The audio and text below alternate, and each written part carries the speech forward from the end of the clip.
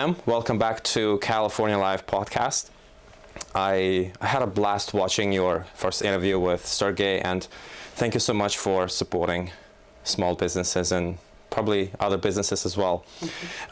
You touched a lot of important points in your interview, and if you don't mind, as a business person, I would love to try to dive a little deeper into details. You mentioned in the previous episode that SBA has some sort of programs and grants for businesses in technology, and I think there was another medical field. Yeah. What are the specific fields that SBA supports, or maybe the U.S. government supports in these two specific fields? So that's actually a great question. With respect to grants, we would typically say that grants are not available through SBA, other than through our SBIR and STTR, and those are just acronyms for Technology Transfer Program, and it could really have anything to do with technology or anything to do with medical. Those are where something that would be very innovative, something that would transform the way that things are done, pardon me, with medical devices or with technology. So there's not a specific example that I can give you other than, have you heard of the Roomba, the little vacuum? It's a little vacuum that goes around. That program or concept actually started through the Department of Defense, and it was through an SBIR and STTR grant that product got launched. It was launched for military applications, but now it's in a lot of households. So it vacuums the floor. So it was just transformative. It was originally looking to do mine sweeps and look for mines. So just something along those lines, something that would just be very innovative, unique, out of the norm. And that's when we would come with potentially a grant opportunity. You mentioned that in order to qualify, companies, they have to fulfill certain requirements. One of them is the members of the company. I don't know if it's all of them or at least partially, they have to be citizens. What is the requirement for, let's say, tech companies to be able to qualify for these grants? So the majority owner, or 51% owner, needs to be a U.S. citizen. With respect to other owners, anybody of 20% or more would need to guarantee the loan. And what that means is that potentially there would have to be personal assets pledged if they're available. Now, the beauty of SBA is if there aren't any assets, there's nothing to get as far as collateral. So we would never decline a loan for lack of collateral, but we will still require that personal guarantee for 20% or more owners. What is the difference in the process for the loan and for the actual grant? There's actually a big difference. A loan is actually facilitated through one of our lending partners, and that would be banks, credit unions, certified development companies, etc. They would do the processing of the loan based on SBA's criteria or guidelines. When you're looking at a grant opportunity, the SBA, through our website, you can look at sba.gov and you'll find the information for an SBIR or STTR grant. And the grants are actually done in stages. So there's a stage 1 and a stage 2. And those are probably every few months we look at those. There's actually different federal agencies that look at those, and then SBA kind of just facilitates that process for the grants. Do you have any specific, maybe some specific information, which projects in technology and medical would be more of an interest of SBA or maybe U.S. government for like right now? Again, I would go back to that iRobot or that analogy. But there's so many different things that you and I would not have heard of on a daily basis. Some types of technology, which I'm a little older, I'm not real tech savvy, but some of those widgets, if you will, or unique kind of a thing. Trying to think off the top of my head with another company. I mean, SBA in general, we have helped. Ben and Jerry's ice cream, they got started with SBA. U-Haul, Federal Express, those are all SBA companies that got their start from SBA. With the grant opportunities, again, it's kind of it's a little bit different because it's not something that we deal with every day. The SBA does have an SBIR and STTR roadshow. So what that is that folks from Washington, D.C., the experts in this arena that deal with all of the different federal agencies, will come around and do roundtable discussions and talk about the beauty of these programs, how to get involved. There could be, in 2024, the roadshow kind of coming through Northern California. So we're keeping our fingers crossed for that. But there's definitely a lot of potential when it comes to contracting with the federal government, and whether that be contracting and getting paid for each contract or contracting through the grant program, there's a lot of opportunities available. Based on your experience, do you foresee U.S. government's interest in certain fields? For example, finance, right? We are facing a little bit of inflation right now. Food industry, water, energy, all of these resources which are essential for for life of the country. Certainly. Or it's just based on each project's individual analysis? It is based on each project's individual analysis, but there are some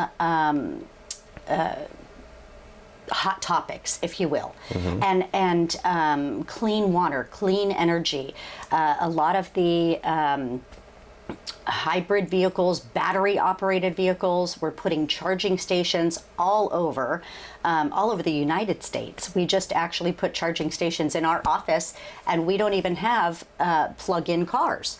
So we're getting ready for that big transformation of the federal government. Again, there's so many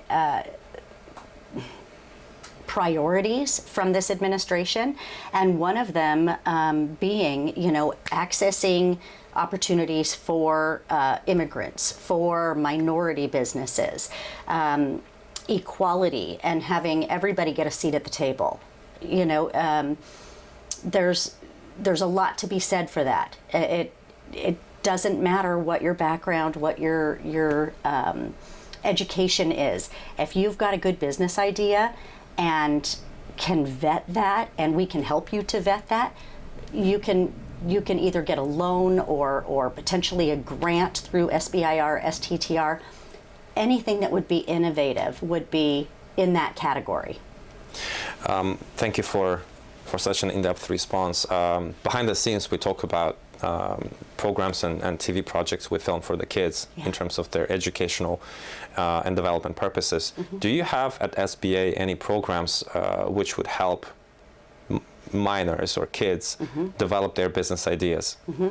I wish I could say yes, Victor, but unfortunately we don't. It's a great opportunity. It's not something that has been brought up as a new initiative, if you will. But on the local level, we used to, prior to the pandemic, we used to go to the schools and talk about financial literacy. We used to get a lot of the kids involved in writing a business plan. Tell us how you're going to build your lemonade stand, and how much money can you make with that lemonade stand, and if you were to sell part of the lemonade stand, how would you do that? So there was a lot of engagement from the school systems in general, and financial literacy is huge. It's really something that every child should know, but unfortunately it's really been cut out of the school systems. So I think it's up to the government, the cities, the counties, and even local business people to assist in that regard. I think it's just a great thing that we would go in and assist kids in understanding what it would take to launch a business, what it would take to, create something that that the federal government would want to buy. What was the response of the kids when you came with these programs? Oh, it was great. It was great. Every year, the first week of May is dedicated to Small Business Week. We just finished that a few weeks ago, and it's really kind of the pinnacle of the year for the U.S. Small Business Administration. We get to highlight a lot of the businesses that we work with, a lot of the funding partners, a lot of the resource partner network.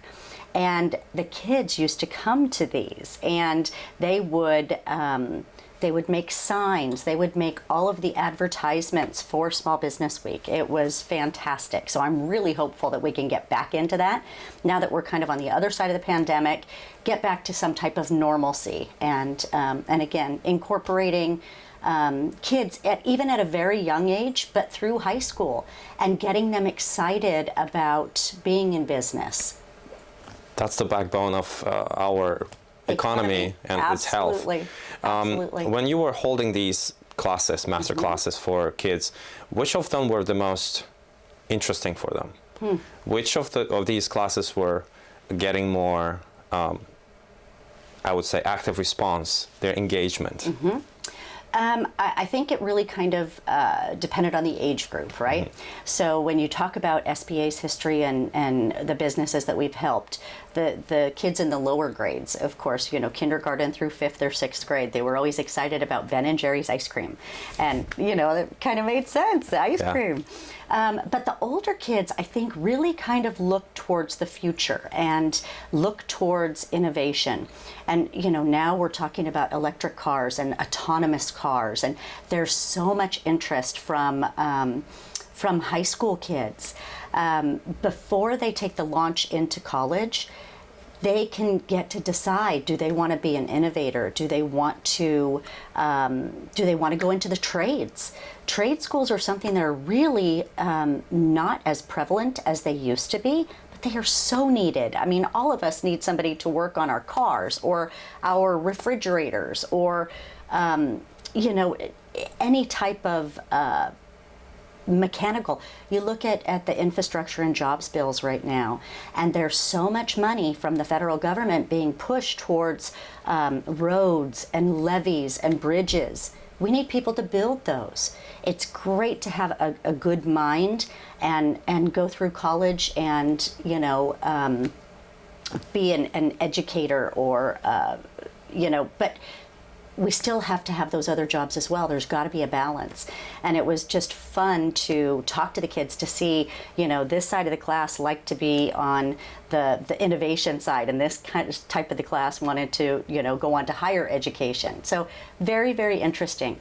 But, when I was in school, we had, typing classes. We had home economics. We learned how to bake. We had financial literacy. We learned how to write a check. These kids these days don't know how to write a check. Because everything is plastic and you use your debit card or you use a credit card. But there are still those times or those instances where writing a check is appropriate, but they're not taught how to do that. I could relate to your story because when we first started on my first show, My American Family, which again we discussed briefly behind the scenes, we worked with a few graduates from Stanford, which I would think is a top school in the whole world, and they didn't really have knowledge about what is the difference between credit or debit card, taxes, and if you don't know these topics, you're probably close to be screwed. And that was one of my inspirations to start Life Academy for kids and teens, to get them educated, meet actual mentors, professionals in the field. Ma'am, you've been mentioning a lot about electric vehicles and stations that you're helping to build. What about the actual batteries? From my knowledge, I might be wrong though, a lot of batteries, like the majority of the supply, comes from other countries. We won't talk about them, let's not give them any PR, but how do we deal with this independence and security with the batteries. It might be not difficult to build a station, but if we have no batteries, it will not connect. Absolutely. That's a great point, Victor. You know, it's really interesting. Thinking about just SBA and what we promote and what we do, what we support, we will support exporting. So any exporting opportunity where the funding is coming into the U.S. We do not support importing, and so that would be your analogy with the batteries. So those businesses that are, you know, getting up and running or producing those batteries to go into those vehicles are really going to thrive here in the U.S. because there's a push on those. That's just one analogy. So anything that is built here in America is, I'm hesitant to say a better product, but we're supporting each other. We're supporting our communities, and that's really what it's all about. We don't want those dollars to go overseas. We want them to stay here and help in you know, impoverished areas, or help small businesses to grow, to be big businesses. You know, it's funny. There's a premise, I guess, that small businesses are very small, and truly they are. But if you look at what SBA's definition of a small business is, it's typically up to 500 employees. So when you're looking at 500 employees, that's pretty large, but that still falls under the definition of a small business. It's actually based on the North American Industry Classification System, which your audience probably doesn't need to know, but just know that there's a lot of opportunity with that. 99.9% of the businesses in the U.S. are considered small. So there's opportunity for everybody. With pandemic, this recent recession, do you see businesses leaving California? Do you see them coming more to California? What is your perspective on the current market situation? So it's interesting. Unfortunately, I think the most recent report that I read is that businesses are leaving California, but not at the drastic rates I think that are, you know, talked about in the news. Businesses are going to business-friendly states, and unfortunately, our taxes in California are quite high comparative to other states. So I know Texas is talked about a lot, and Texas is a beautiful state, but California, there is so much here to offer. I mean, you can be at the ocean in an hour, or at the ski resorts in an hour, and especially being here in Sacramento, it's just the perfect proximity to everything. California is a beautiful state. I was born and raised here. I think I will never leave, but it would be great if we were a little bit more business friendly, because that's the hard part, is, you know, keeping businesses here or driving businesses to come here, attracting business to California. The Greater Sacramento Economic Council is a great resource for that.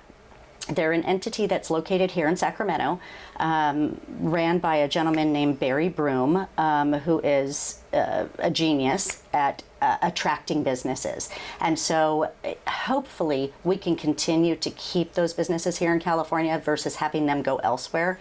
Again, a lot of it has to do with our regulatory environment in addition to taxes. So when we're talking about, I don't know, perhaps building a battery shop or something, you know, here in California, I think there's a little bit more hoops that a business would have to jump through.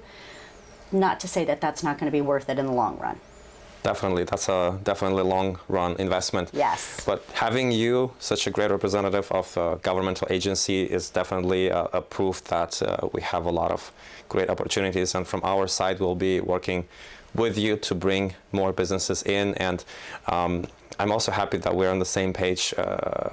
We should develop businesses here. I love creating jobs myself and attracting foreign investment. And as you mentioned, whatever's done here, it's definitely the best in the world. We are the standard, and together with Sergey, we keep promoting the U.S. as the best country in the world constantly. Excellent. Ma'am, thank you so much for coming. We'll be definitely looking forward to meeting again and getting updates from you. Maybe you would have new programs, new opportunities Absolutely. for the businesses. And please don't hesitate to contact us so we could together maybe promote some agenda, some proposals to the government to make our environment more friendly to the businesses. Excellent. Will do. Thanks so much, Victor. Thank I you. appreciate the opportunity. Thank you.